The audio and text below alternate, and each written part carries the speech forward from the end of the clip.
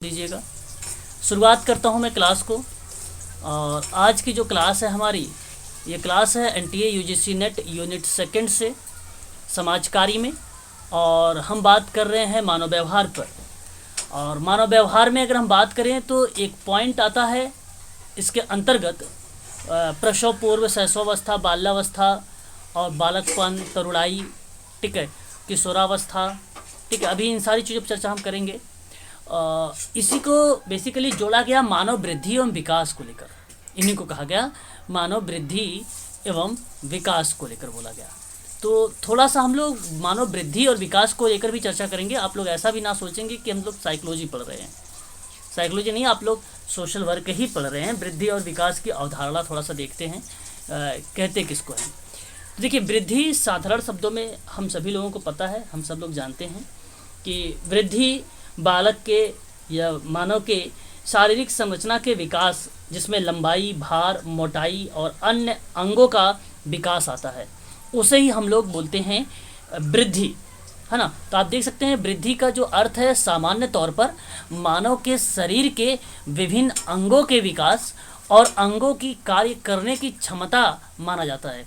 तो अंगों के इस विकास के परिणाम कार्य करने की क्षमता माना जाता है, उसको हम लोग कहते हैं वृद्धि। इस चीज़ को आप लोग ध्यान दीजिएगा, ठीक है। तो वृद्धि बेसिकली आंतरिक और बाह्य दोनों रूप में हो सकती है।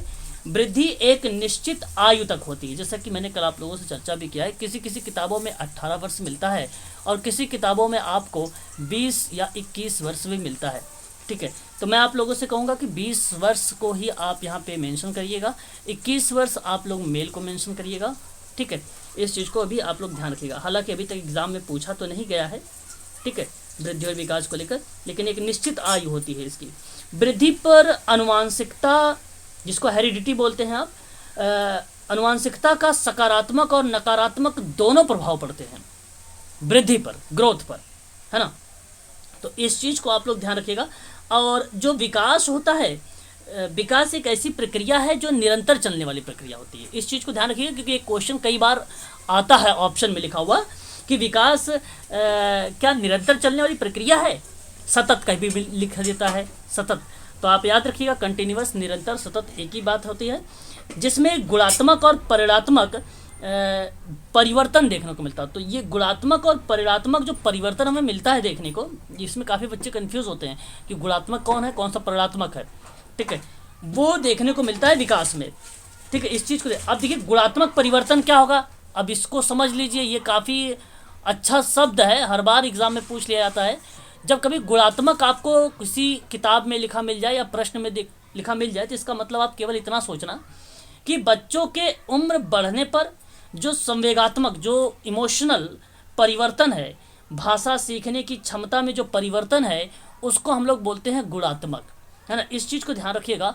और वहीं जब कभी आपको किसी क्वेश्चन में या ऑप्शन में मिले परिणात्मक, तो इसका मतलब अगर आप ध्यान रखिएगा कि शरीर का कद बढ़ना, वजन बढ़ना, उसकी बनावट आदि जो परिवर्तन देखने को मिलते हैं वो परिणात्मक होते हैं। तो ये गुणात्मक और परिणात्मक जैसे दो शब्द या इन दोनों में परिवर्तन हम विकास में देखते हैं, ना कि वृद्धि में देखते हैं। इस चीज़ को भी आप लोग ध्यान रखिएगा, काफ़ी इंपॉर्टेंट ये दो शब्द थे, ठीक है। एग्ज़ाम में मिले भी हैं, अगर आप लोगों ने पेपर देखा भी होगा तो मिले ज़रूर होंगे। और यहाँ पे अगर हम बात करते हैं, जो विकास होता है, थोड़ा सा चर्चा करते हैं, फिर वृद्धि पे आ जाते हैं। जो विकास होता है, डेवलपमेंट जो होता है, वो गर्भधारण से लेकर मृत्यु तक चलता है, लेकिन वृद्धि नहीं। अभी आप जैसे अंतर देखेंगे, जैसे ही आप लोग वृद्धि और विकास का अंतर देखेंगे तो वहाँ तो आपको समझ में आ जाएगा, ठीक है। तो यहाँ पे केवल इतना समझिए कि गर्भधारण से लेकर मृत्यु तक चलने वाला विकास होता है। और विकास अगर हम बात करते हैं तो एक प्रकार से बहुआयामी और रिलेवेंट, जिसको हम बोलते हैं प्रासंगिक प्रक्रिया मानी जाती है विकास को।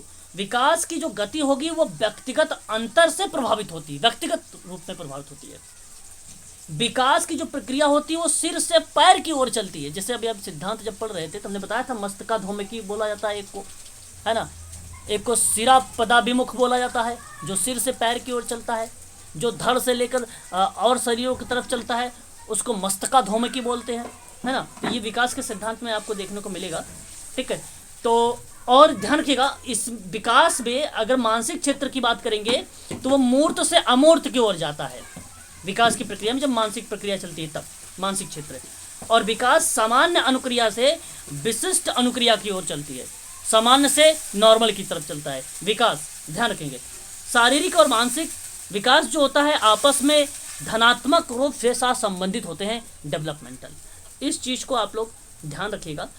और फिर अगर हम बात करते हैं वृद्धि में, तो हर्बर्ट एक सोरेनसन नाम है, और आप लोगों ने इनका नाम सुना भी होगा, सोरेनसन का नाम, जो मापन के स्तर हैं जिन्होंने आप लोगों ने पढ़ा होगा, नामित करके, क्रमिक करके, जो है अनुपातिक, और आपने एक नाम पढ़ा होगा अनुपातिक को बोलते हैं रेशियो ही, क्रमिक और नामित, और एक और होता है, ये दिमाग से मेरे स्किप कर रहा है, किसी को मालूम है तो बताइए जरा। चार ऑर्डर नहीं, ऑर्डर हो गया, क्रमिक हो गया, नामित हो गया, और क्रमिक हो गया, अनुपातिक हो गया, और एक होता है, किसी को याद आ रहा है? एंड स्किप कर रहा है मेरे। चार होते हैं, ठीक है ना। अभी जैसे इंटरवल स्केल होता है ना, अंतराल, हाँ रेशियो, हाँ इंटरवल, हाँ, अंतराल। तो एक चार, ये चार टाइप की इन्होंने डिवाइड किया था, मापन दिया था सोरेनसन। और यहाँ पे अगर हम बात करते हैं तो सोरेनसन की एक परिभाषा है, इन्होंने कहा है कि शारीरिक वृद्धि को बड़ा भारी होना बताया है, और ये शारीरिक वृद्धि को बताया ग्रोथ में, हर्बर्ट जो है सोरेनसन ने। वहीं अगर हम बात करते हैं एच.वी. मेरेडिथ के बारे में, तो इनका कहना है कि वृद्धि व विकास के 5 प्रमाण बनाए गए हैं। जैसे अगर हम बात करते हैं आकार की, साइज की, संख्या, प्रकार, स्थिति और सापेक्षित आकार, ये एक प्रकार का अगर हम बात करते हैं तो ये जो 5 आप देख रहे हैं, ये वृद्धि और विकास के 5 प्रमाण बताए गए हैं, ठीक है। अभी आप देखेंगे, इसके बारे में भी थोड़ा थोड़ा पढ़ लेंगे। और फ्रैंक ने वृद्धि को परिभाषित करते हुए कहा भी है कि शरीर के किसी विशेष पक्ष में जो परिवर्तन होता है उसे ही वृद्धि कहते हैं, ठीक है। तो ये भी परिभाषा बहुत सरल है ना। इतना सरल परिभाषा आपको मिलेगी भी नहीं, कि शरीर के किसी विशेष भाग में जो परिवर्तन देखने को मिलता है उसको हम लोग वृद्धि बोलते हैं, ग्रोथ बोलते हैं, ठीक है। तो वृद्धि की प्रकृति को इन्होंने इस प्रकार से स्पष्ट किया है कि वृद्धि में व्यक्ति बड़ा और भारी होता है। वृद्धि का मात्रात्मक, देखिए अभी आपने गुणात्मक की जब मैं बात कर रहा था तो चर्चा कर रहा था आप लोगों से विकास में, है ना, उसके गुणों की बात कर रहा था, जहाँ सामवेगिक परिवर्तन देख रहे थे आप लोग। जब मात्रात्मक परिवर्तन की बात करते हैं तो ये कहीं ना कहीं वृद्धि में माना जाता है, और वृद्धि की सामान्य पद्धति होती है, अर्थात अलग अलग व्यक्तियों में अलग अलग होता है। इस बात से तो आप लोग सहमत होंगे, क्योंकि व्यक्तिकरण का सिद्धांत सोशल वर्क में काफ़ी ज़्यादा इंपॉर्टेंट है, क्योंकि हर एक व्यक्ति अलग होता है, ठीक है। इसलिए अलग अलग व्यक्तियों का अलग अलग होता है, ठीक है। और ये बात तो नॉर्मली आप लोग जानते भी हैं। वृद्धि निरंतर नहीं होती है, यहाँ पे देखिए कन्फर्म कर दिया गया है, बल्कि विकास निरंतर होता है कि नहीं। विकास क्या होता है? सतत चलने वाली प्रक्रिया है, या आप ये कह लीजिए कि एक प्रकार से कंटिन्यूअस, लगातार, जिसकी हम भविष्यवाणी कर सकते हैं, वो विकास है ना। वृद्धि की गति एक समान नहीं होती, बात तो सत्य है। आपने देखा भी होगा, ऐसा है कि नहीं देखा होगा, कि भाई 5 साल 7 साल के बाद जो है बच्चे का ग्रोथ अगर रुक जाता है तो अचानक जब बढ़ता है तो वही कहा जाता है कि वृद्धि की गति समान नहीं होती है, ठीक है। तो कभी बीच में रुक जाती है, फिर बाद में हो जाती है, उसको बोलते हैं वृद्धि। शारीरिक वृद्धि को देखना मानसिक वृद्धि की अपेक्षा सरल होता है, और वृद्धि हेरिडिटी, जिसको वंशानुक्रम और वातावरण से संबंधित होता है। स्त्रियों में वृद्धि पुरुषों की अपेक्षा कम गति से होती है ना, ठीक है। और शिशु काल में वृद्धि तीव्र गति की ओर, बाद में धीमी होने लगती है। शैशवावस्था में तीव्र गति होती है, शैशवा बाल्यावस्था में, उसके बाद धीरे धीरे धीरे कम होने लगती है, ठीक है। और शारीरिक और मानसिक वृद्धि का आपस में गहरा संबंध होता है। तो ये कुछ पॉइंट्स हैं जो वृद्धि को रिप्रेजेंट कर रहे हैं, है ना। इस चीज़ को भी आप लोग ध्यान रखेंगे। विकास के बारे में अगर बात किया जाए तो डेवलपमेंटल यानी परिपक्वता की ओर अग्रसर करता है, अर्थात विकास परिपक्वता की एक प्रक्रिया है। वास्तव में विकास शब्द का प्रयोग सभी प्रकार के परिवर्तनों के लिए प्रयुक्त होता है, जिससे कार्यकुशलता और व्यवहार में प्रगति हो। और इस प्रकार कहा जाता है कि वृद्धि की अपेक्षा विकास की संकल्पना व्यापक होती है। तो आप समझ रहे होंगे कि विकास की जो प्रक्रिया है वो विकास की अवस्था में, उसके संबंध में अलग अलग मनोवैज्ञानिकों ने अलग अलग अपना मत भी दिया था। वहीं अगर हम रॉस और फ्राइड की बात करते हैं तो उन्होंने विकास के लिए 5 अवस्थाएं बताई थी। वहीं अगर हम बात करते हैं कॉलसैनिक ने 10 अवस्था बताए थे। कॉलसैनिक, जीन पियाजे और जेरम ब्रूनर की बात अगर हम करते हैं, ब्रूनर ने 3 अवस्था बताई थी और जीन पियाजे ने 4 अवस्था बताई थी। आपको पता होना चाहिए जीन पियाजे की 4 अवस्थाएं। कोई बताना चाहेगा मुझे? 4 अवस्थाएं कौन कौन सी है? संवेदी गामक अवस्था, किसी को मालूम है? पियाजे की 4 अवस्था किसी को नहीं मालूम? हेलो, आवाज जा रही क्या मेरी? बताइए जरा। सेकंड शायद प्री ऑपरेंट है ना सर? हाँ सर, सेंसरी मोटर है, प्री ऑपरेशनल है, कंप्लीट ऐसा कुछ है ना सर? हाँ, एक आपका संवेदी अवस्था है, एक है आपका पूर्व संक्रियात्मक अवस्था है, एक आपका है मूर्त संक्रियात्मक अवस्था है, एक आपका है अमूर्त संक्रियात्मक अवस्था है। ये 4 अवस्था है जीन पियाजे की, जिन्होंने विकास की अवस्था में बताया है। ठीक है, तो याद रखेंगे इन सारे नाम जो है इम्पोर्टेंट है। ये भी जीन पियाजे का नाम इम्पोर्टेंट है। और संवेद, कभी कभी ये वर्ष ये क्रम में पूछा लेता है कि क्रम में लगाइए। तो जो संवेदी अवस्था होती है वो जन्म से लेकर 2 वर्ष होती है, और जो पूर्व संक्रियात्मक अवस्था होती है वो 2 से लेकर 7 वर्ष तक होती है। जो मूर्त, जिसको आप लोग कहते हो कॉन्क्रीट ऑपरेशनल के बारे में बात कर रहे थे आप, वो बेसिकली 7 से लेकर 12 वर्ष तक की होती है। और जो अमूर्त संक्रियात्मक अवस्था होती है, इसी को औपचारिक संक्रियात्मक अवस्था भी कहा जाता है, अमूर्त को ही। 2 नाम इसके हैं, और इसको ध्यान रखना। इसकी जो आयु होती है, किसी किसी किताबों में 12 से 15 मिलता है, तो किसी किताब में 12 से 18 मिलता है। ठीक है, इस चीज़ को ध्यान रखेंगे। तो हर एक अवस्था में अलग अलग तरीके से इन्होंने विकास के बारे में बताया है कि ऐसे ऐसे विकास होता है। और भी चीज़ें अगर हम बात करते हैं विकास के परिप्रेक्ष्य में, तो यहाँ पे देख सकते हैं विकास की प्रकृति को लेकर। तो विकास एक निरंतर चलने वाली प्रक्रिया है, ये याद रखिएगा आप लोग। ये भी प्रश्न आते हैं जब कहता है कि निम्नलिखित कथनों पर आप लोग विचार करें, तो ऐसी जगह पर आपको विचार करना पड़ता है। तो निरंतर चलने वाली प्रक्रिया होती है ये। विकास का अर्थ होता है वृद्धि की अपेक्षा अधिक व्यापक है। विकास गुणात्मक परिवर्तन की ओर संकेत करते हैं। विकास गुणात्मक परिवर्तन की ओर, ठीक है। और वृद्धि एवं विकास की प्रक्रिया साथ साथ चलती है। वृद्धि और विकास की प्रक्रिया साथ साथ तो चलती है, लेकिन ये एग्जैक्ट एक वर्ष डिसाइड किया गया है, 20 या 21 वर्ष, है ना। बाद में फिर वृद्धि नहीं होती है, केवल विकास ही होता है।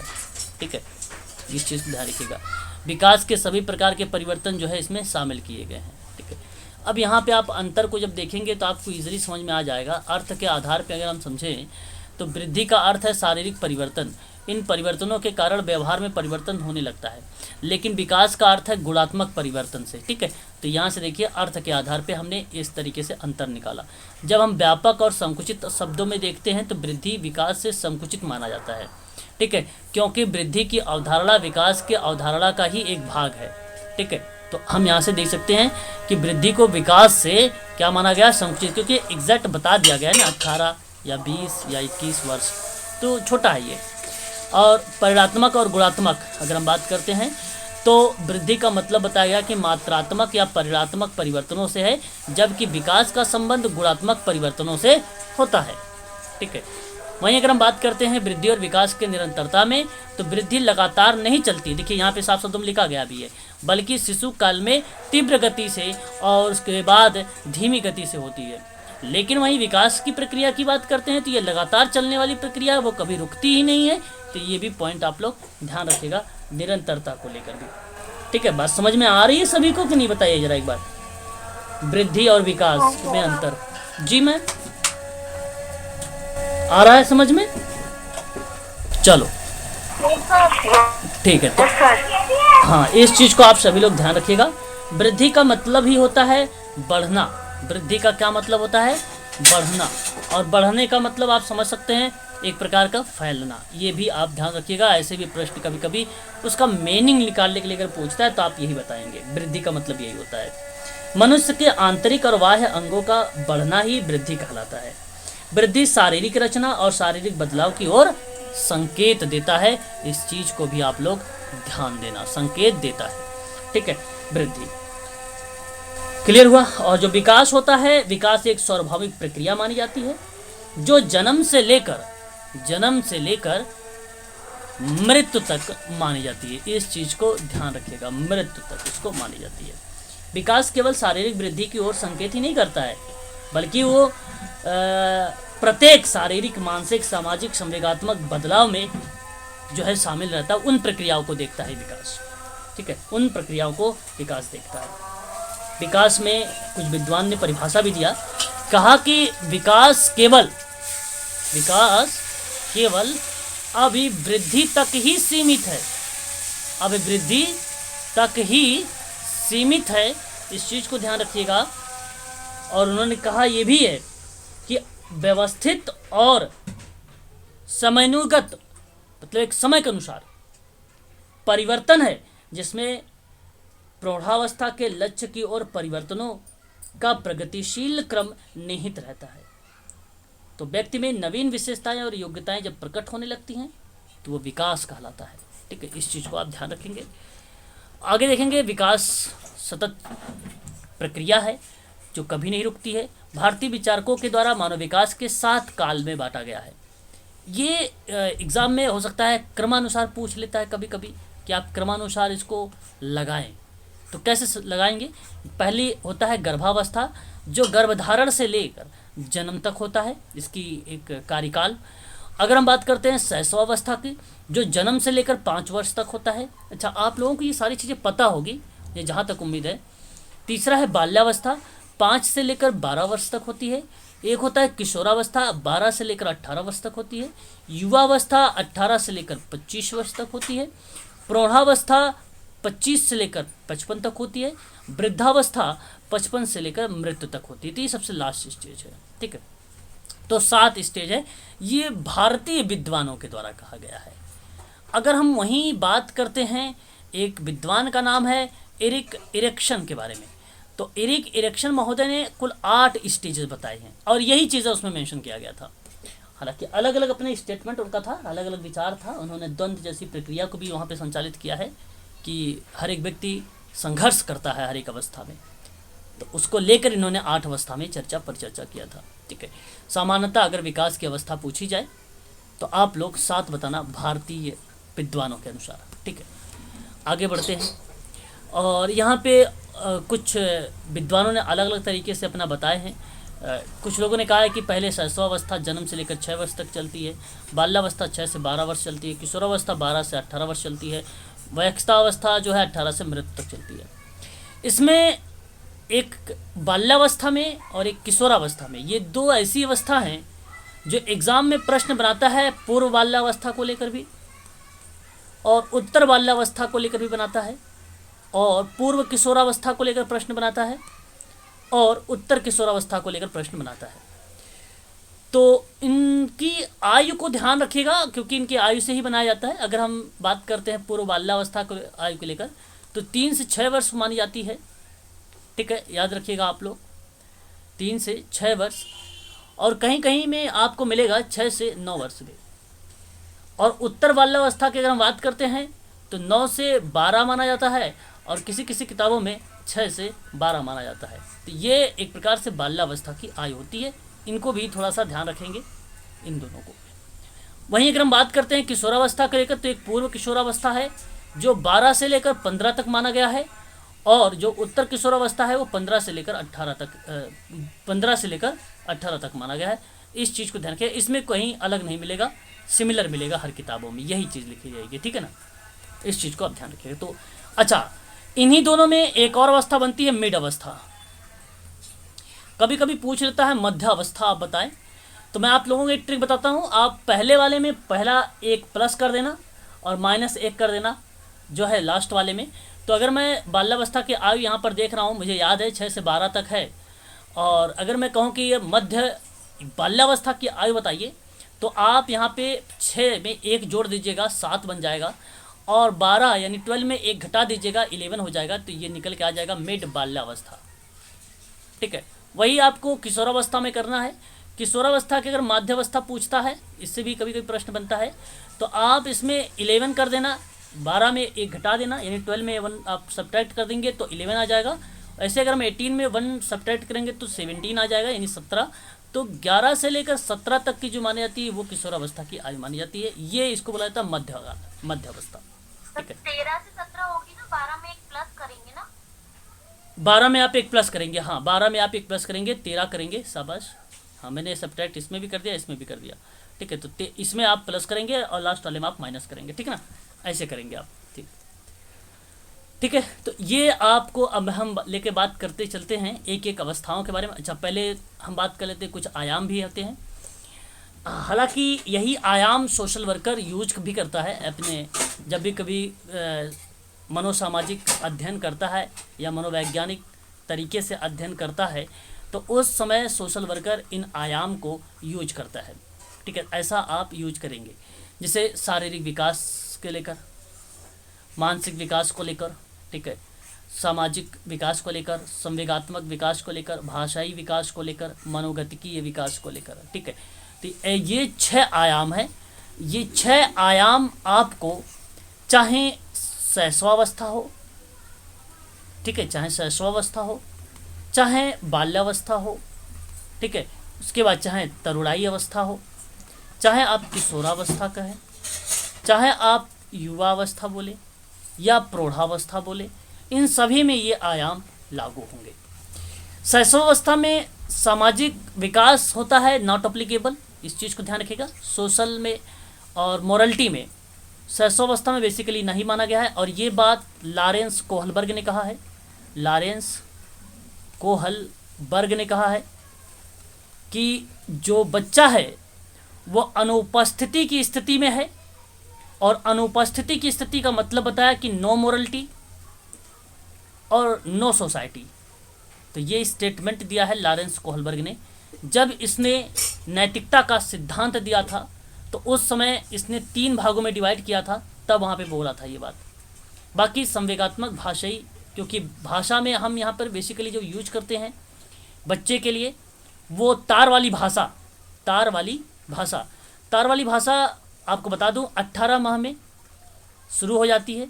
तार वाली भाषा वो होती है जैसे बच्चा पानी मांगता है तो बोलता है नी, पापा को पा बोल देता है, मम्मा का माँ बोलता है। इस तरीके के जो शब्द यूज होता है इसको तार वाली भाषा कहा जाता है।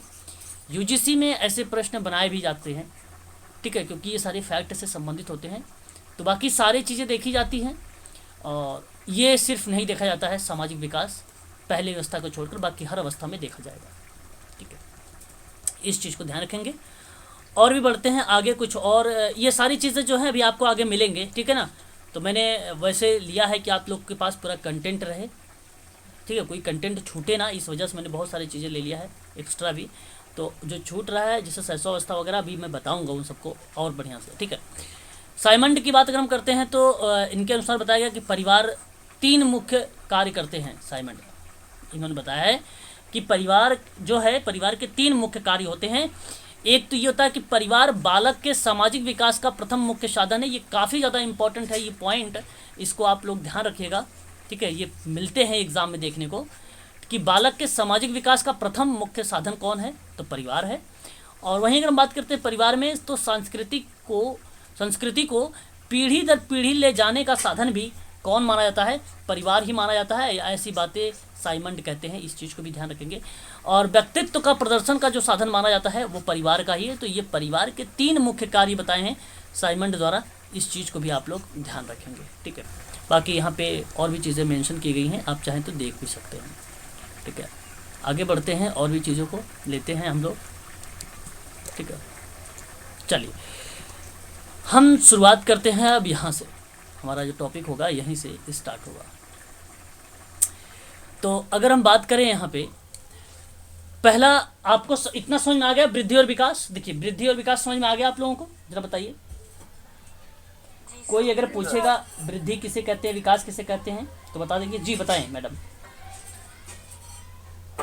मैडम बताएं, कुछ कह रहे हैं आप। चलो तो देखिए वृद्धि और विकास अगर समझ में आ गया अच्छी बात है। और जब आपसे कभी पूछे कि वृद्धि और विकास को प्रभावित करने वाले कौन कौन से तत्व माने जाते हैं, देखिए एक पोषण तत्व है। किसी भी बालक के विकास में पोषण अपनी महत्वपूर्ण भूमिका निभाता है और गर्भकालीन अवस्था से लेकर जीवन पर्यंत तक प्राणी को जीवित तथा स्वस्थ बने रहना उत्तम पोषण की अति आवश्यकता होती है। तो ये काफी ज्यादा इंपॉर्टेंट है, ये प्रभावित करने वाला तत्व है, ये कारक है। ये बुद्धि, इंटेलिजेंसी, ये भी कभी कभी देखने को मिलता है। चलिए अभी हम बात करेंगे, लास्ट में मिल जाएगा, और नहीं भी मिलेगा तो आप लोग मुझे याद दिला देना, मैं आप लोगों को बता भी दूंगा कौन कौन से जो है तत्व हैं। बात करते हैं हम अब गर्भकालीन विकास की अवस्था को लेकर। ये अवस्था काफ़ी इंपॉर्टेंट है, इस चीज़ को भी आप लोग ध्यान रखेंगे। प्रीनेटल डेवलपमेंटल इसको स्टेज बोला जाता है। और सोशल वर्कर क्या करता है, प्रीनेटल और नेटल और आपका neonatal, sorry post natal, neonatal बोलते हैं इसी प्रीनेटल को, सॉरी नेटल को ही बोला जाता है नियोनेटल, ठीक है। प्रीनेटल प्रीनेटल ही होगा, नेटल और पोस्ट नेटल होता है। इनका मतलब होता है कि पूर्व गर्भावस्था और जन्म के समय और जन्म के बाद, ये तीन इसका मीनिंग बनता है हिंदी में। सोशल वर्कर यहीं पूरा हिस्ट्री जो है, जब केस या व्यक्ति का इतिवृत्ति लेता है, व्यक्ति का इतिहास लेता है, तो इन चीज़ों को ध्यान रखता है, ठीक है। तो हम बात कर रहे हैं यहाँ पर प्रीनेटल के बारे में। तो प्रीनेटल भी गर्भकालीन अवस्था के विकास की गति अति तीव्र होती है, अतः अध्ययन की सुविधा में इसको 3 भागों में डिवाइड किया गया है। पहली अवस्था है डिंबावस्था, इसको डिंबावस्था भी कहा जाता है, या इसे आप बीजावस्था भी कह सकते हैं।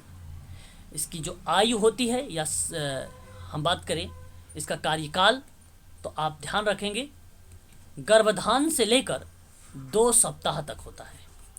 कहीं कहीं 14 दिन लिखा होता है, इस चीज़ को भी आप लोग ध्यान रखेंगे, ठीक है। वहीं अगर हम बात करते हैं जो दूसरी अवस्था आती है प्रसव में, वो होती है भ्रूणावस्था। ये तीसरे सप्ताह से लेकर दूसरे माह के अंत तक चलता है, 14 दिन से दूसरे माह के अंत तक, या आप कह लीजिए तीसरे माह के इस प्रारंभ तक में भी, ठीक है। तो ये चलता है आपका भ्रूणावस्था। गर्भस्थ शिशु की अवस्था तीसरे माह से प्रारंभ होता है और ये जन्म तक चलता है। इन्हीं अवस्था में माँ को सलाह दी जाती है, इन्हीं तीनों अवस्था में। सबसे ज़्यादा अगर सेंसरी अवस्था कोई है तो आप सबको पता होगा भलीभांति तरीके से, पहली अवस्था, ये पहली स्टेज है ना। उसके बाद ये दूसरी अवस्था भ्रूणावस्था, ठीक है। तो इन दोनों को आप ध्यान रखिएगा, क्योंकि ये काफ़ी इंपॉर्टेंट भी है, एग्जाम में यहाँ से भी प्रश्न देखने को मिलते हैं। और ये पूछता है केवल आयु, कितना आयु है, ठीक है, इसकी अवस्था की। अगर हम बात करते हैं यहाँ पे डिंबावस्था के बारे में, तो कुछ बातें हैं उसको भी जान लीजिए, 1-2 लाइन में। कहता है कि यह इस अवस्था को बीजावस्था भी कहते हैं, और इस अवस्था में गर्भधान से लेकर 2 सप्ताह तक चलती है।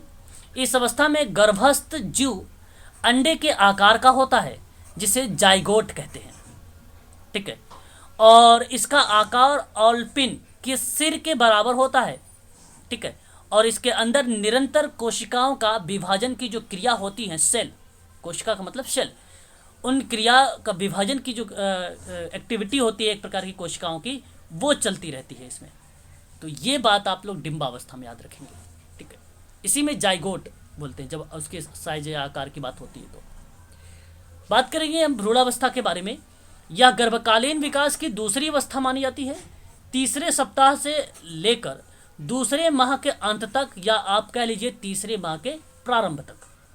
गर्भकालीन विकास की दृष्टि से यह अत्यंत महत्वपूर्ण अवस्था मानी जाती है, क्योंकि समस्त शरीर की रचना, आकार, बात समझ रहे हैं ना आप, और आकृतियों का निर्माण इसी अवस्था में होता है, ठीक है। इसी में आपको जो एक्टोडर्म, मेसोडर्म देखने को मिलता है, वो इसी अवस्था में देखने को मिलता है। शरीर के सभी अंगों का विकास इसी अवस्था में देखने को मिलता है, भ्रूणावस्था में। बात करते हैं हम लोग गर्भस्थ शिशु की अवस्था। अब देखिए यहीं से गर्भकालीन विकास की जो तीसरी और आखिरी अवस्था है, वो गर्भस्थ शिशु की अवस्था है, या तीसरे माह से प्रारंभ से जन्म लेने के पूर्व तक की अवस्था होती है, और यह अवस्था निर्माण की ही नहीं बल्कि विकास की भी है, क्योंकि भ्रूणावस्था में जिन जिन अंगों का निर्माण हो गया होता है उन्हीं का विकास अब इस अवस्था में होता है। बात समझ में आ रही है? तो ये इस चीज को आप ध्यान रखिएगा, ये 3 अवस्थाएं यहाँ पे हमें देखने को मिलती है। यहाँ पे आप देख भी सकते हैं कुछ और भी चीज़ें लिखी है कि प्रसव की पहली अवस्था, ठीक है, ये पहली अवस्था प्रसव से शुरू होकर गर्भाशय ग्रीवा पूर्णतः 10 सेंटीमीटर तक खुलने तक बनी रहती है। ये चीज़ें देखने को मिल सकती है, ठीक है। तो यहाँ से बेसिकली एग्जाम में प्रश्न नहीं पूछा जाएगा, लेकिन अगर आपको जानकारी रखनी है तो ये सारी चीज़ें आप यहाँ से देख सकते हैं, ठीक है। ये चीज़ें आपको मिल जाएगी यहाँ से, ठीक है। थोड़ा वो उसी से संबंधित है, प्रसव से ही संबंधित है ना। आगे बढ़ते हैं और एक अवस्था देखते हैं हम लोग, ठीक है। शुरुआत करते हैं प्रसव के बाद अवस्था आती है हमारी एक शैशव अवस्था। शैशव अवस्था कहते किसको हैं, आप सबको भलीभांति तरीके से पता भी होगा। शैशव अवस्था को बचपना अवस्था भी कहा जाता है, जैसे यूजीसी में शैशव अवस्था भी दे दिया है और सिलेबस में बचपना अवस्था भी दे दिया है, ठीक है। बचपना अवस्था भी शैशव अवस्था को ही कहा जाता है। बालक के जन्म से लेकर 6 वर्ष तक की आयु को शैशवा अवस्था या शैशवा काल कहते हैं। यूजीसी सोशल वर्क के पॉइंट ऑफ व्यू से आपको 3 अवस्था ध्यान में रखनी है और 3 अवस्था से प्रश्न बनाए जाएंगे। पहला शैशवावस्था, दूसरा बाल्यावस्था, तीसरा किशोरावस्था। इन 3 अवस्था से ही प्रश्न आएंगे। आपको युवावस्था, प्रौढ़ावस्था पढ़ने की ज़रूरत नहीं है, इस चीज़ को आप ध्यान रखेंगे, ठीक है। हाँ, मैं बताऊंगा आप लोगों को, लेकिन क्योंकि क्वेश्चन ही नहीं पूछा गया इन लोगों से, तो ठीक है। हाँ, आगे बढ़ते हैं। तो आपको पता हो चुकी इसका कार्यकाल। तो इस अवस्था में बालक पूर्ण रूप से परिश्रित होता है, अर्थात वह पूरी तरह दूसरे पर निर्भर रहता है। इसके विकास देखभाल के लिए माता पिता व परिवार के सदस्य को निर्भर रहता पड़ता है। तो आप ये कह सकते हो कि जन्म से लेकर 6 वर्ष की अगर आयु है बच्चे की, तो जाहिर सी बात है बालक जो है आश्रित है, किसी पर निर्भर है, ठीक है। इसी अवस्था को कहा जाता है। आगे अगर हम बात करते हैं तो कुछ विद्वानों ने बताया भी है कि शैशवावस्था को किस तरीके से परिभाषित किया जा सकता है। यहाँ कहा जा रहा है कि बाल विकास की विभिन्न अवस्थाओं में शैशवा अवस्था का अपना अलग महत्व होता है। एक समय था जबकि बालक शैशवा काल की पूर्ण उपेक्षा की जाती थी, उसे अज्ञान का एक पुतला मात्र माना जाता है, किंतु अब शिशु के पालन पोषण, शिक्षा दीक्षा पर भी बल दिया जाने लगा है। जैसा कि आप लोगों ने देखा होगा NEP के बारे में, नेशनल एजुकेशन पॉलिसी 2019 वाली, जिसमें 3 वर्ष की आयु में ही बालक को प्रशिक्षण अब प्रदान किया जाएगा, ठीक है। तो ये तो जाहिर सी बात है, जागरूकता की तरफ है प्रक्रिया ये सारी की सारी। वहीं अगर हम बात करते हैं सिगमंड फ्रायड के अकॉर्डिंग, सिगमंड फ्रायड ने कहा है कि व्यक्ति जो कुछ भी बनना चाहता है प्रारंभ के 4 वर्षों तक ही बन जाता है। आप लोग मेडिकल सोशल वर्कर हैं या सोशल वर्कर हैं, तो जब भी कभी कोई पेरेंट्स आए अपने बच्चे को लेकर और आपको दिखे कि बालक जो है वो बोल नहीं पाता है, स्पीच में प्रॉब्लम है, उसे फिजियो में उसको प्रॉब्लम है, चलने फिरने में दिक्कत है, आई एंड हैंड कोऑर्डिनेशन करने में दिक्कत है, आपने इस तरीके से असेसमेंट किया क्योंकि आप सोशल वर्कर हैं, तो उस समय आप सजेस्ट करिएगा कि अगर 4 वर्ष से नीचे है उसकी आयु, तो आप सजेस्ट कर सकते हैं उसको थेरेपिस्ट को, और थेरेपी को आप सजेस्ट कर सकते हैं, सलाह दे सकते हैं। अपने मैनेजमेंट के जो फॉर्म आप फिल करेंगे अपने मैनेजमेंट में भी उसको डाल सकते हैं, और इसी तरीके से उसे आप मार्गदर्शित भी करिएगा कि 6 वर्ष के शुरुआत में अगर उसे सही तरीके से थेरेपी दी जाए तो उस बालक में सुधार आ सकता है।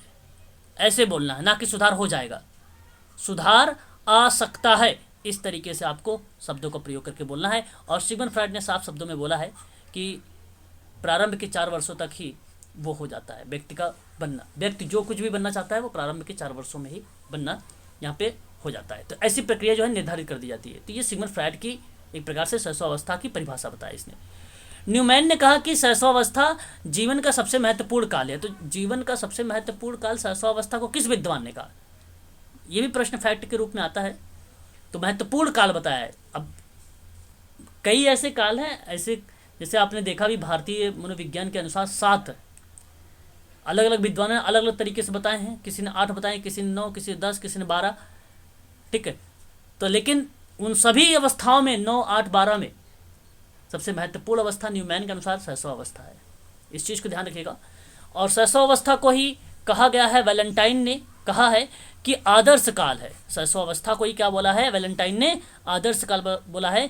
सीटेट जितने बच्चों ने एग्ज़ाम दिया होगा या यूपी टेट का जितने बच्चों ने एग्ज़ाम दिया होगा, शायद 2-3 टीचर हैं इसमें, तो उन्हें पता होगा कि यहाँ से प्रश्न जो है एग्ज़ाम में पूछा गया था, है ना। किसने कहा है आदर्श काल शैशव अवस्था को, तो वैलेंटाइन ने बोला है। इस चीज़ को ध्यान रखना, उसमें काफ़ी बार एग्जाम में आया है।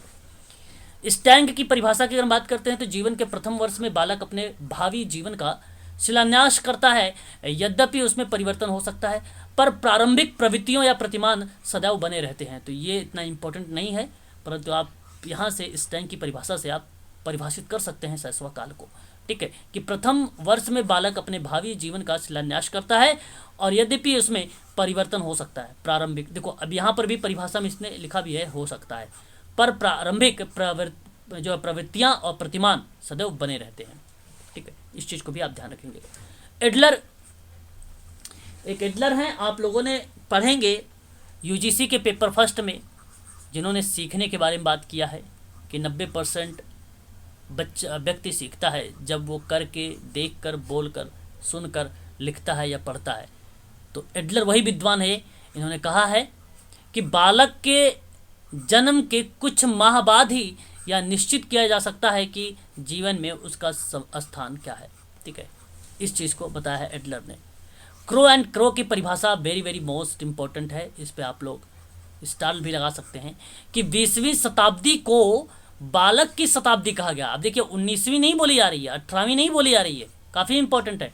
क्रो एंड क्रो ने 20वीं शताब्दी को बोला है, ठीक है, बालक की शताब्दी। और कारण यही सत्य है। आजकल अगर आप बात करते हैं तो 4 साल का बालक, 3 साल का बालक आप देखेंगे तो वो फ़ोन चलाता है ना, यूट्यूब ओपन कर लेता है कि नहीं। आप लोगों ने अपने घर में देखिए तो देखने को मिलेगा, और सत्य है ये तो क्रो एंड क्रो के अकॉर्डिंग। गुड इनफ के अकॉर्डिंग अगर बात करें तो व्यक्ति का जितना भी मानसिक विकास होता है उसका आधा 3 वर्ष की आयु तक हो जाता है। व्यक्ति का जितना भी विकास, मानसिक विकास होता है, जितना भी विकास होता है मानसिक, वो आधा 3 वर्ष में हो जाता है। मैं आपको बता दूं, 18 साल के बाद आपको बता दूं कि बुद्धि नहीं बढ़ती है, ज्ञान बढ़ता है ना। तो आप लोग कहते हैं बुद्धि नहीं है, बड़े बड़े लोग भी बोल देते हैं, तो क्या वो बुद्धि बढ़ाएगा? आप ऐसे बोले कि ज्ञान नहीं है आपके पास इसका, तो ज्ञान बढ़ता है, बुद्धि नहीं बढ़ती है ना। आप समझ रहे नहीं, आप समझ रहे, इस चीज़ को ध्यान रखिएगा। आगे अगर बात करते हैं तो शैशवावस्था में बालक के विकास की विशेषताएं कुछ हैं। इस अवस्था में शिशु का सर्वांगीण विकास उसके गामक विकास पर अधिक अवलंबित होता है।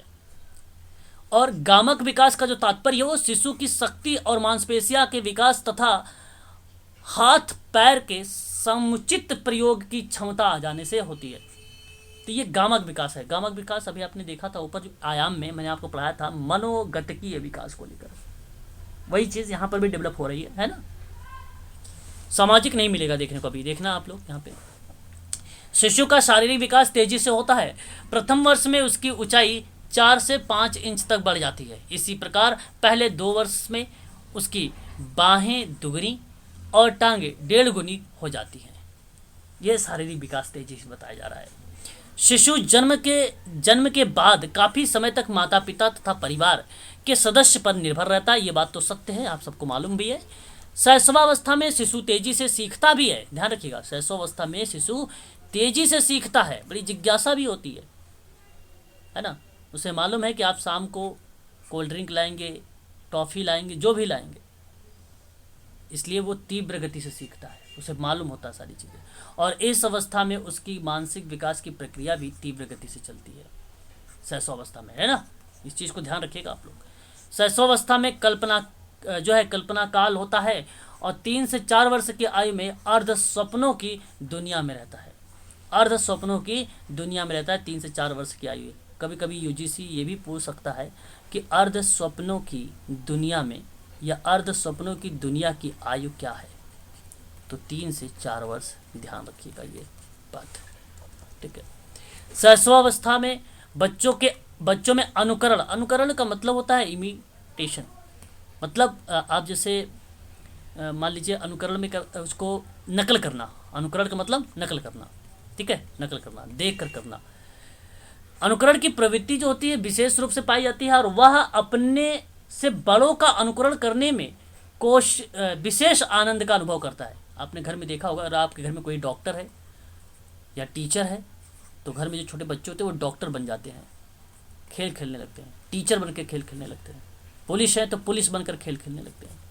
आपने इस तरीके से देखा भी होगा, और देखा क्यों, आप लोगों ने खुद किया भी होगा, है कि नहीं। बात करते हैं शैशवावस्था की कुछ विशेषताओं को लेकर और कुछ गुणों को लेकर। इस अवस्था में बच्चे का संपूर्ण व्यवहार मूल प्रवृत्तियों पर आधारित होती है। आपको बता दूं, ये मूल प्रवृत्तियां 15 मूल प्रवृत्तियां देखने को मिलती है मैकडूगल के द्वारा, नोट कर लीजिएगा। मैकडूगल ने मूल प्रवृत्तियों के जनक के रूप में ये जाने जाते हैं।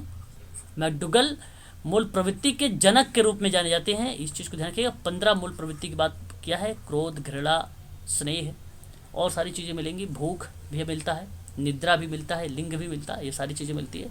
इसलिए जब उसे भूख लगती है या उसकी इच्छा के विरुद्ध कोई बात होती है तो वह रोने लगता है और क्रोधित होने पर चीज़ों को तोड़फोड़ करने लगता है। तो इस तरीके से आप ये कह सकते हैं ये शैशवावस्था है। शिशु में आत्मा प्रेम की भावना प्रबल रूप से पाई जाती है और वह अपने माता पिता द्वारा किसी दूसरे बच्चे से प्रेम करने की बात को पसंद नहीं करते हैं, इस चीज़ को भी ध्यान रखेंगे। शैशवावस्था में जिज्ञासा प्रवृत्ति भी अत्यधिक होती है। बच्चे अपने आसपास की वातावरण की प्रत्येक वस्तु को समझने का प्रयास करते हैं। शिशु का मानसिक विकास ज्ञान इंद्रियों के माध्यम से ही होता है। इस अवस्था में शिशु अपने मुंह से अनेक प्रकार की दवाइयाँ निकलता है। पहले स्वर व्यंजन ध्वनियों का उच्चारण करता है, वह दा दा मा मा ना ना इत्यादि ऐसे ध्वनियों का निकलता है, या आप ये कह लीजिए कि तार वाली भाषा का प्रयोग करता है। वह बबलाता है, स्वयं से बात करता है और आनंद लेता है ना। ऐसे प्रश्नों को आप अच्छे से कर सकते हैं।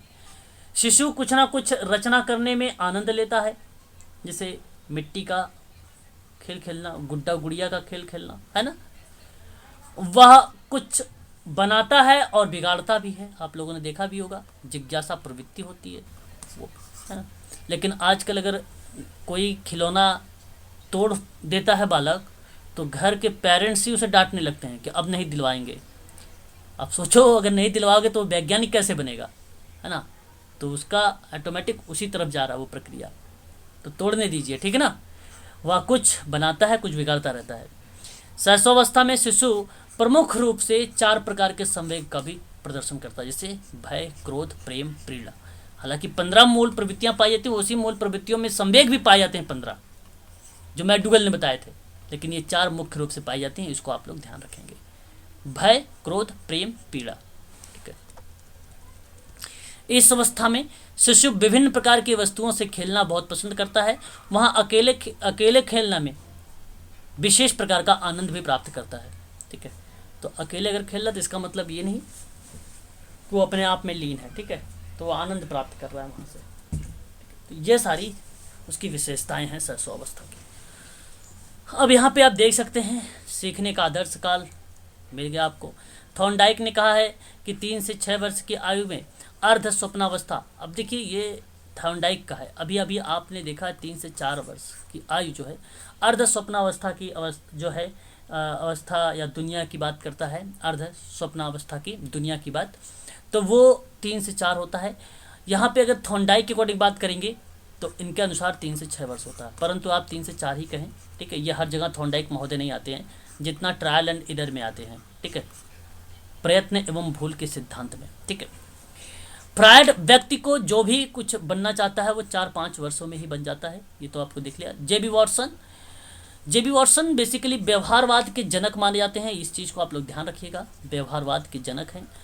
व्यवहार परिवर्तन में अगर किसी का नाम आया या परिमार्जन में, मॉडिफिकेशन में, तो BF स्किनर का नाम आता है, इस चीज़ को ध्यान रखेंगे।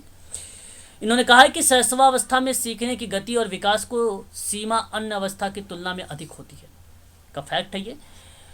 अगर हम गेशेल-कोनफ्का की बात करते हैं तो प्रथम 6 वर्ष बालक बाद के 12 वर्ष की दुनिया में जो है सीखता है।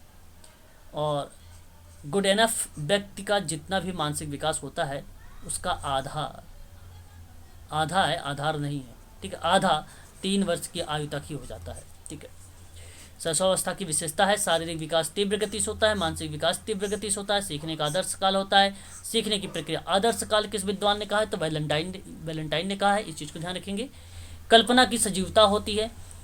कल्पना की सजीवता का मतलब ये होता है कि अगर मान लीजिए कोई गुड्डा है या गुड़िया का खिलौना है तो सोचता है इसमें जान है ना। अगर कोई मार देता है इसको तो बालक भी रोने लगता है, इसीलिए कहा गया कल्पना की सजीवता इनके अंदर होती है।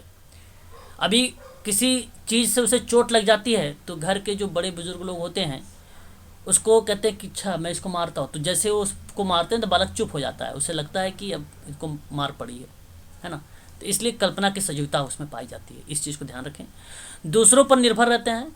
आत्म प्रेम सह मोह की भावना, देखिए बालक जो है ये सिगमंड फ्रायड का भी स्टेटमेंट है, ये नोट कर लीजिएगा, ये फ्रायड का स्टेटमेंट है ना। सहमोह यानी अपने आप से प्रेम करना, है ना, स्वयं से प्रेम करना, ये सिगमंड फ्रायड का स्टेटमेंट है। इसको कहा गया आत्म प्रेम, और ये शैशवावस्था में होता है, ठीक है, शैशवावस्था में होता है। नैतिक गुणों का अभाव पाया जाता है इसमें, देखो अभाव, और ये कौन बताएगा, किस विद्वान ने कहा है नैतिक गुणों का अभाव? बताएं, किस विद्वान ने बोला है? लॉरेंस, वेरी गुड, हाँ लॉरेंस कोहलबर्ग, नोट रखेंगे। इन्होंने कहा है no morality and no society, ठीक है, याद रखेंगे आप लोग। मूल प्रवृत्तियों पर आधारित व्यवहार है, ये आपको मालूम होना चाहिए, मैकडूगल का नाम आता है। काम शक्ति का प्रदर्शन, नाम फ्रायड का आता है। अनुकरण द्वारा सीखने की प्रक्रिया, आपने नाम सुना है उनका? नॉन चॉम्स्की, बताइए कितने लोग जानते हैं नॉन चॉम्स्की के बारे में? बताएं। भाषा के दिया था ना सर? हाँ, भाषा के ये जनक है, वेरी गुड कल्पना। क्या नाम है आपका? रूपम? Yes sir. हाँ वेरी गुड, भाषा के जनक कहते हैं, वेरी गुड, नॉन चॉम्स्की महोदय, ठीक है। और इन्होंने ही LAD दिया है, लैंग्वेज एक्विजिशन डिवाइस, और इन्होंने ही अनुकरण द्वारा सीखने की प्रक्रिया भी बोला है, याद रखेंगे। शैशवावस्था में जिज्ञासा की प्रवृत्ति, दोहराने की प्रवृत्ति, अंतर्मुखी व्यक्तित्व वाले, आपने नाम सुना होगा कार्ल जुंग का। बहिर्मुखी अंतर्मुखी की बात करने वाले कोई अगर व्यक्ति हैं तो ये अंतर्मुखी व्यक्तित्व वाले हैं। संवेगों का प्रदर्शन, तो ये है विशेषताएं। और इसमें जितने नाम मैंने बताए हैं ना, ये कहीं ना कहीं प्रश्न के रूप में आते हैं। अगर आप लोगों ने नाम पढ़ा भी होगा, क्वेश्चन देखा होगा, तो ज़रूर मिलेंगे आप लोगों को ये सारे विद्वान। इसमें से बात करते हैं बाल्यावस्था के बारे में। चलिए, बाल्यावस्था की जो आयु होती है, देखो मैं इसलिए आप लोगों को क्रम से सारी चीज़ बता रहा हूँ कि कोई अलग से नहीं बता रहा हूँ, ये सारे के सारे पेपर में पूछे जाते हैं, समय है इसलिए सारी चीज़ें डिटेल से पढ़ें अच्छे से, है ना। बात करते हैं हम लोग बाल्यावस्था के बारे में। बताइए जरा, बाल्यावस्था के आयु कितनी होती है? बाल्यावस्था की आयु कितनी होती है? बता, शाबाश, 6 से 12 वर्ष होती है। बहुत बढ़िया बताया आपने। चाइल्डहुड, बालक जो है बालकों की वह अवस्था होती है जिसमें छात्रों को संस्मरण चेतना का विकास होता है, और इसी में छात्र नवीन वस्तुओं के संबंध में जानने हेतु जिज्ञासु होता है। तो आप देख सकते हैं जिज्ञासु शैशवावस्था से चल ही रहा था वहाँ पे, अभी शैशवावस्था समाप्त नहीं हुई है, अभी भी चल रही है। तो यहाँ पे अगर हम बात करते हैं तो विभिन्न वैज्ञानिकों ने बाल्यावस्था की उम्र अलग अलग बताया है। किसी ने कहा है 2 से 12 वर्ष तक की अवस्था होती है बाल्यावस्था बताया, तो किसी ने कहा है कि 2 से 11 वर्ष तक की आयु होती है बाल्यावस्था। तो किसी मनोवैज्ञानिकों ने कहा है कि बाल्यावस्था की आयु जो है 5 से 11 वर्ष होती है, और किसी ने बताया है कि बाल्यावस्था की जो आयु होती है वो 6 से 12 वर्ष होती है। अब आपको इस स्लाइड में जो लिखा हुआ वो नहीं पढ़ना है, आपको केवल ये ध्यान रखना है 6 से 12 वर्ष, ठीक है, इस चीज़ को आप ध्यान रखेंगे। बाल्यावस्था में अगर हम बात करते हैं तो देखिए कुछ विद्वानों ने परिभाषित भी किया। किलपैट्रिक महोदय ने आप भलीभांति तरीके से जानते होंगे किलपैट्रिक के बारे में कि बाल्यावस्था प्रतिद्वंदात्मक समाजीकरण का काल माना जाता है। किलपैट्रिक का स्टेटमेंट है। आप अगर चाहें तो किलपैट्रिक बाल्यावस्था जीवन का निर्माण काल है ही है, लेकिन इन्होंने कहा है प्रतिद्वंदात्मक समाजीकरण काल है। आप इसको भी लिख लीजिएगा, हो सकता है देखने को मिल जाए प्रतिद्वंदात्मक समाजीकरण का काल। ठीक है, हम बात करते हैं रॉस महोदय के बारे में। तो रॉस महोदय ने कहा है कि बाल्यावस्था मिथ्या, देखो very very most important UGC का प्रश्न है ये, बाल्यावस्था मिथ्या परिपक्वता का काल है। मिथ्या का मतलब होता है छदम, कभी कभी छदम लिख देगा, छदम। बाल्यावस्था छदम, छदम का मतलब होता है झूठा।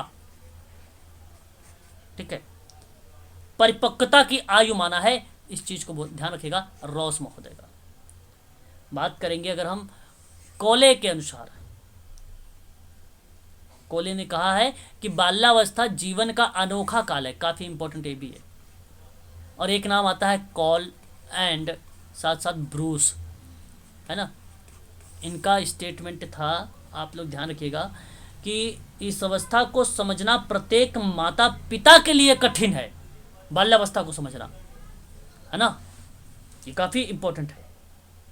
अगर हम बात करते हैं ब्लेयर जोन्स और सिप्सन के अकॉर्डिंग, तो इन्होंने बाल्यावस्था वह समय है जब व्यक्ति के आधारभूत दृष्टिकोण व मूल्यों और आदर्शों का बहुत सीमा तक निर्माण होता है, उसको बाल्यावस्था कहते हैं। उतना इंपॉर्टेंट नहीं है, इसमें आपको 3 ऊपर से जो है ये इंपॉर्टेंट है ना।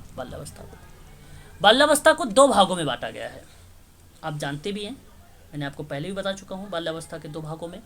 एक है पूर्व बाल्यावस्था, इसको 6 से 9 वर्ष भी कहा जाता है और इसे 3 से 6 वर्ष भी कहा जाता है,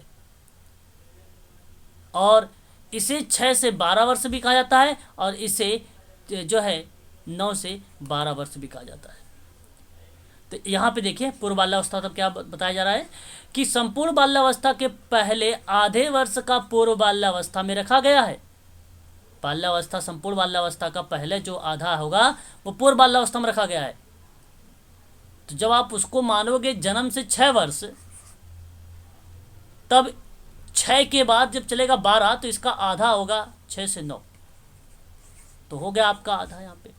तो पूर्व बाल्यावस्था की आयु 6 से 9 वर्ष के बीच में है। जब आपका कॉन्सेप्ट 0 से 6 वर्ष वाला चलेगा शैशवावस्था, तब ये कंडीशन लगती है। और जब अलग अलग विद्वानों ने बताया था तो वहाँ पे इसीलिए 6 से मैं 3 से 6 भी बता रहा हूँ, है ना, इसको याद रखिएगा। उत्तर बाल्यावस्था की बात अगर मैं करता हूँ तो 9 से 12 वर्ष के बीच की अवस्था मानी जाती है। अब जो बचा उसके बाद वही बन जाता है। ठीक है, अब अगर हम बात करते हैं बाल्यावस्था के बारे में, और भी इसमें कुछ चीज़ें मिलती हैं विशेषताओं के रूप में, तो देख सकते हैं आप, है ना। बाल्यावस्था की विशेषता, आप जरा मुझे बताएं कि कौन कौन सी विशेषताएं बाल्यावस्था के लिए हो सकती हैं, बताएं। विकास स्थिर होता है यहाँ पे, विकास स्थिर होता है यहाँ पे, अधिगम में तीव्रता होती है, सीखने के लिए, लर्निंग के लिए, सबसे स्टार्ट करने के लिए ये सबसे अच्छे बिल्कुल जाने लग जाएगा। अगर हम बात करते हैं बाल्यावस्था को बालक के विकास प्रारंभ होने की उत्तम अवस्था मानी जाती है। शिक्षा का कारण यही है कि जो लर्निंग है, जो अधिगम है, उनमें तीव्रता होती है, क्योंकि बालक के तर्कात्मक दृष्टिकोण का विकास होता है। वह प्रत्येक कथन को क्यों, कैसे आदि प्रश्नों के माध्यम से जांचता है, फिर संतुष्टि प्राप्त करता है, और वह सीखने की विभिन्न तरीकों का प्रयोग करके अपनी जिज्ञासा को शांत करता है। यह आप कह सकते हैं इस अवस्था में। इस अवस्था में बालक के मानसिक योग्यता विकसित होने लगती है। बालक समझने, तर्क देने, चिंतन करने, कल्पना करने जैसी योग्यताओं को विकसित कर लेता है। बाल्यावस्था में बालकों का सामाजिकरण की प्रक्रिया का भी प्रारंभ हो जाता है, और इस अवस्था में बालक क्या, कौन, क्यों जैसे प्रश्नों पर विचार करने लगता है, और इस अवस्था में बालक अपना देने का कार्य स्वयं करने लगता है, और वह शैशवावस्था की तरह दूसरे पर आश्रित नहीं होता है। शैशवावस्था की तरह बाल्यावस्था में बालक काल्पनिक जगत से निकलकर वास्तविक जगत में जो है विचरण करने लगता है, और इस अवस्था में बालक रचनात्मक के कार्यों में रुचि लेने लगता है, जैसे मिट्टी के बर्तन बनाना, चित्र बनाना, गुड़िया बनाना, रंगीन कपड़े, कागज से फूल बनाना। आप लोगों ने भी बनाया होगा, है ना। तो ये सारी की सारी चीज़ें जो है देखने की इसी अवस्था में मिल जाती है। बाल्यावस्था में बालक के संवेग में स्थिरता आ जाती है। अब स्थिरता का मतलब क्या है कि बाल्यावस्था में बालक का विकास अगर हम बात करें तो व्यवस्थित और अस्थायी होने लगता है, और यही स्थिरता इसमें परिपक्वता को स्थापित करती है। जब बालक शारीरिक और मानसिक शक्तियों में स्थिरता लाता है तो संवेगों का सही प्रदर्शन करना प्रारंभ भी कर देता है। तो सामान्यतः इस अवस्था में देखा भी गया है समझदारी, इसी वजह से कहा भी जाता है इसको समझदारी की अवस्था।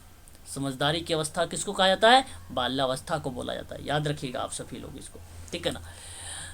तो इस अवस्था में बालक को सामाजिक गुणों का विकास होने लगता है। सहयोग, सद्भावना, सहनशीलता, आज्ञाकारी आदि जैसे शब्दों का जो यहाँ पे गुण है हमें देखने को मिलने लगते हैं सामाजिक में। बाल्यावस्था में बालकों का बहिर्मुखी विकास होने लगता है ना। बालकों का बहिर्मुखी विकास होने लगता है। और बहिर्मुखी व्यक्तित्व का मतलब मैं आपको बता दूं, एक बहुत फेमस विद्वान रहे हैं जिनका नाम था युंग। मानव व्यक्तित्व के 3 भाग बताए थे। नोट करना है तो नोट कर लीजिए, ये भी एग्जाम में पूछा ही जाता है। अंतर्मुखी,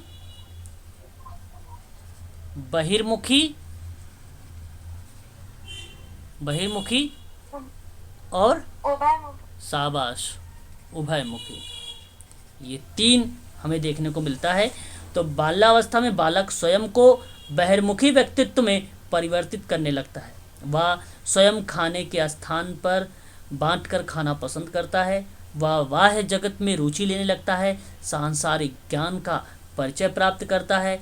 स्वयं को ऐसा बनाना चाहता है कि बाह्य जगत उसे पसंद करने लगे। इसलिए बहिर्मुखी व्यक्तित्व का विकास इस अवस्था में देखने को मिलता है। बाल्यावस्था को प्राकृतिक विकास की अवस्था भी कहा जाता है। इस चीज़ को भी ध्यान रखिएगा। समझदारी को भी कहा जाता है, याद रखिएगा आप लोगों से भी, ठीक है ना। तो ये सारी की सारी इंपॉर्टेंट चीज़ें हैं। आगे बढ़ते हैं।